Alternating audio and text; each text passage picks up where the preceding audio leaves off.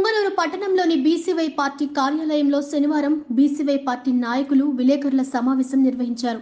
ఈ సందర్భంగా వారు మాట్లాడుతూ బీసీవై పార్టీ అధినేత రామచంద్ర యాదవ్ ఆధ్వర్యంలో ఈ నెల 13వ తేదీన చదళ్ల గ్రామంలో నిర్వహించే ధర్మ పోరాట సభను నియోజకవర్గంలోని ప్రజలందరూ కలిసి జయప్రదం చేయాలని కోరారు. ఈ సందర్భంగా కార్యక్రమానికి సంబంధించిన గోడ పత్రికలను ఆవిష్కరించారు. ఈ కార్యక్రమంలో బీసీవై పార్టీ నాయకులు, కార్యకర్తలు పాల్గొన్నారు.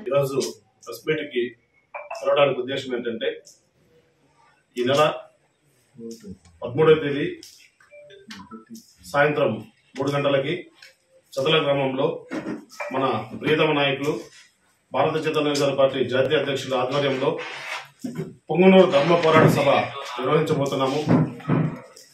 దీంట్లో యావత్ పుంగనూరు ప్రజలందరూ మరియు నిరుద్యోగులు పాల్గొని ఈ సభని విజయవంతం చేయాల్సిందిగా, మనం ఇక్కడ ఏవైతే ప్రాబ్లమ్స్ ఫేస్ చేస్తున్నామో వాటన్నిటిపైన మన అధినాయకుడు దృష్టికి తీసుకెళ్లి ప్రాబ్లమ్స్ ఎలా రిజాల్వ్ చేసుకోవాలి అనే దానిపైన చర్చలు జరుగుతాయి.